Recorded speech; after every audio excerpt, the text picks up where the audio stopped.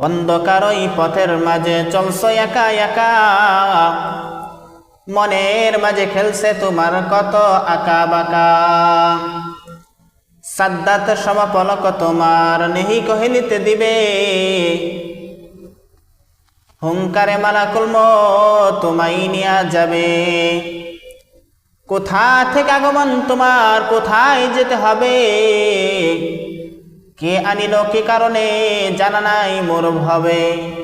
সময় থাকিতে কর উন্নতি কামনা, সময় ফুরিয়া গেলে আর তো সময় পাইবা না। আজরাইল আলাইহিস সালাতু ওয়াস সালাম বান্দা বান্দীদেরকে সিগন্যাল দেয়। দেখবেন রাত্রিবেলা অনেক গাড়ি দেখা যায়, ডান দিকে লাল লাল আবার বাতি জ্বলে, আবার বাম দিক দিয়েও লাল লাল বাতি জ্বলে। এতে বুঝাইতেছেন, সিগন্যাল দিতেছেন, সামনে পিছনে দুই দলের গাড়িকে বুঝাইতেছেন। ডান দিক দিয়ে যদি সিগন্যালের বাতি জ্বলে, লাল লাল বাতি জ্বলে, বুঝাইতেছেন আমি ডানে ঘুরব। বাম সাইড দিয়ে যদি লাল লাল বাতি জ্বলে, বুঝাইতেছেন আমি বামে ঘুরব। সামনের গাড়িও বুঝতে পারে, পিছনের গাড়িও বুঝতে পারে। ঠিক তেমনি বান্দারে মালাকুল মউত আজরাইল আলাইহিস সালাতু ওয়াস সালাম প্রতিদিন তোমাকে আমাকে সিগন্যাল দেয়। অন্ধকার ওই পথের মাঝে চলছো একা একা, অন্ধকার এই পথের মাঝে চলছো একা একা, মনের মাঝে খেলছে তোমার কত আঁকা বাঁকা। সাদ্দাত সমপলক তোমার নেহি কহিলিতে দিবে, সাদ্দাত কেউ 1 মিনিট 1 সেকেন্ডের সময় দেয় নাই। মালাকুল মউত আজরাইল। কে সে সাদ্দাত? যে সাদ্দাত 20,000 শ্রমিক দিয়া 20 বছরে একটা জান্নাত বানাইছিলেন, অনেক টাকা পয়সা খরচ করিয়া, অনেক শ্রম দিয়া।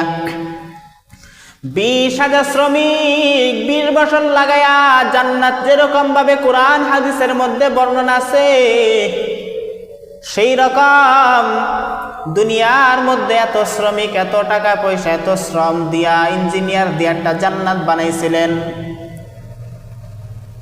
আখিরাতের জান্নাতের মধ্যে যেরকম, জান্নাতের মধ্যে যেরকম বিবরণ আছে, হুর থাকবে, শরাবের নহর থাকবে, মধুর নহর থাকবে, দুধের নহর থাকবে, ফল গাছ থাকবে, বিভিন্ন রকমের ফল গাছ। ঠিক তেমনি সাদ্দাত দুনিয়ার বুকে একটা জান্নাত বানাইছিলেন। জান্নাতের বিবরণের মতন 20,000 শ্রমিক দিয়া 20 বছর লাগাইয়া, অনেক টাকা পয়সা, অনেক শ্রম দিয়া বানাইছিলেন। আমাদের সমাজের মধ্যে কেউ যদি কোনো ঘর বাড়ি করে, ওই ঘরের মধ্যে সর্বপ্রথম অবস্থান নেই না, বসবাস করে না, দোয়া কালাম করার পরে সেই ঘরে কেউ অবস্থান করে।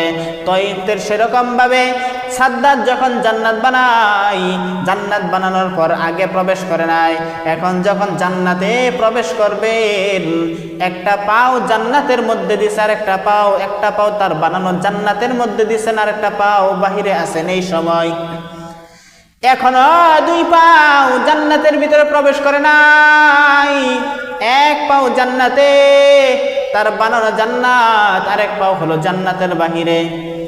এই সময় এক বৃদ্ধা এসে কানের কাছে এসে তাকে সালাম দেয়, আসসালামু আলাইকুম ইয়া আব্দুল্লাহ। সাদ্দাত কয়, আমার সালামের উত্তর দেওয়ার সময় নাই, আমি জান্নাত বানাইছি, জান্নাতে প্রবেশ করিয়া লই, এত শ্রমিক দিয়ে, এত টাকা পয়সা খরচ করে, এত আকল খাটায় জান্নাত বানাইলাম, তোমার সালামের উত্তর দেওয়ার সময় নাই, আমি আমার বানানো জান্নাতে প্রবেশ করিয়া লই, এরপর তোমার সালামের উত্তর নিব। ওই বৃদ্ধা আবার কানের কাছে আইসা বলে, আমি হইলাম তোমার মালাকুল মউত আজরাইল। সাদ্দাত এখন ভয় পেয়ে গেছে, চমকে উঠছে। এখনো 2 পাও জান্নাতে প্রবেশ করে নাই, 1 পাও জান্নাতের, তার বানানো জান্নাতের ভিতর, আর 1 পাও জান্নাতের বাহিরে। এই সময় বৃদ্ধা এসে সালাম দেয়, কিন্তু সে প্রথম ভ্রুক্ষেপ করে নাই, প্রথম সে কোনো উত্তর দেয় নাই, কিছুই বলে না। সে তার জান্নাতে যাওয়ার জন্য পাগল হয়ে গেছিল। এরপরে এখনো জান্নাতে যাইতে পারে নাই, পা একটা বাহিরে একটা ভিতরে। এই সময় আবার বৃদ্ধা কানের কাছে এসে বলে, আমি হলাম তোমার মালাকুল মউত আজরাইল, এখন সাদ্দার সে ভয় পাওয়া যায়, ও মালাকুল মউত আজরাইল, আমি এত শ্রম দিয়া, এত শ্রমিক দিয়া, টাকা পয়সা খরচ করে জান্নাত বানাইলাম, আমাকে একটা মিনিট সময় দাও, আমার বানানো জান্নাতে প্রবেশ কইরা দেই খালই। সময় তাকে দেয় নাই।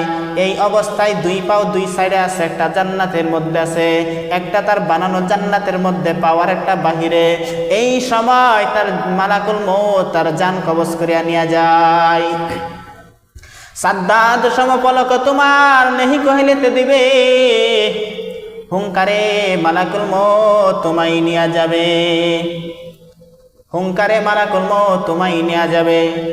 আমাদের সমাজের মধ্যে অনেক সময় অনেক গুনাহগারের মৃত্যু দেখা যায়। যখন আজরাইল আলাইহিস সালাতু ওয়াস সালাম কেউ অনুভব করতে পায় না, কেউ দেখতে পায় না, কিন্তু যে গুনাহগার সে দেখতে পায়, সে অনুভব করতে পায়, সে খেতাবানি সব সিরা ফালাইতে চায়, পাগলের মতো ছটফট করতে থাকে, চোখ উল্টাইতে থাকে, হাত পাও লড়াইতে থাকে।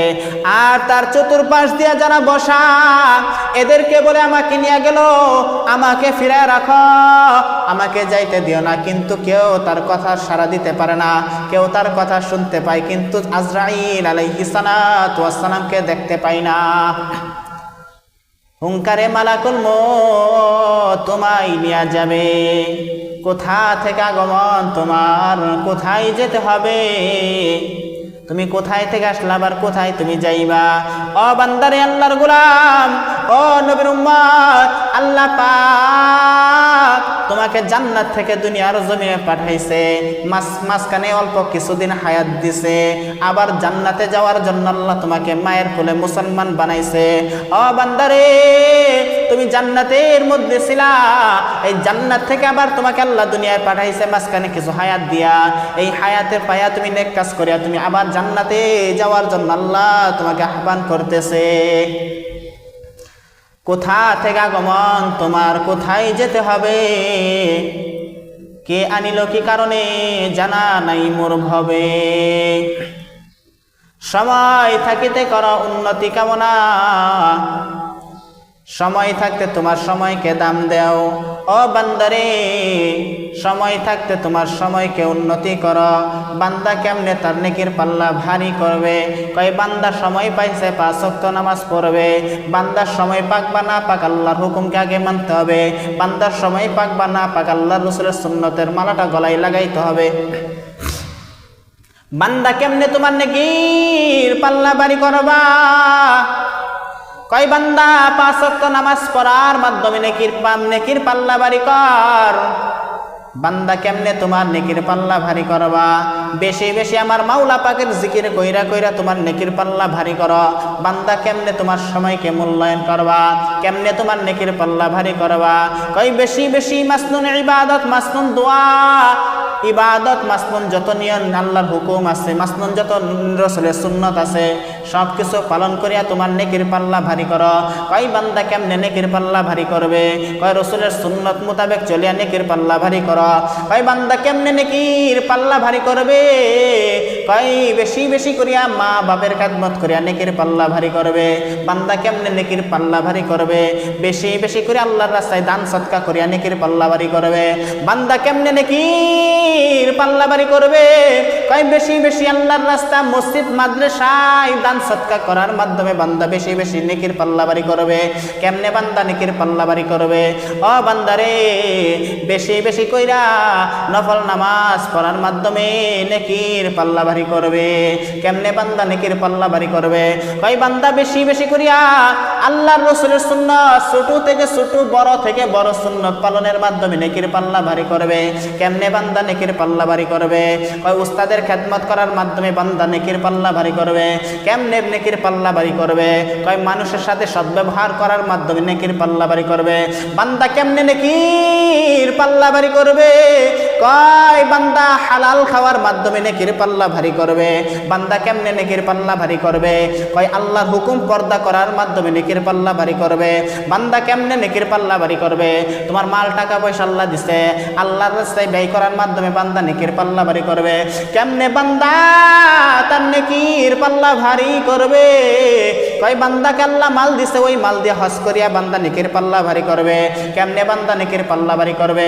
কয় বান্দাকে আল্লাহ মাল দিছে, মাল অনুযায়ী শেষ জাকাত দেওয়ার মাধ্যমে বান্দা নেকির পাল্লা ভারী করবে।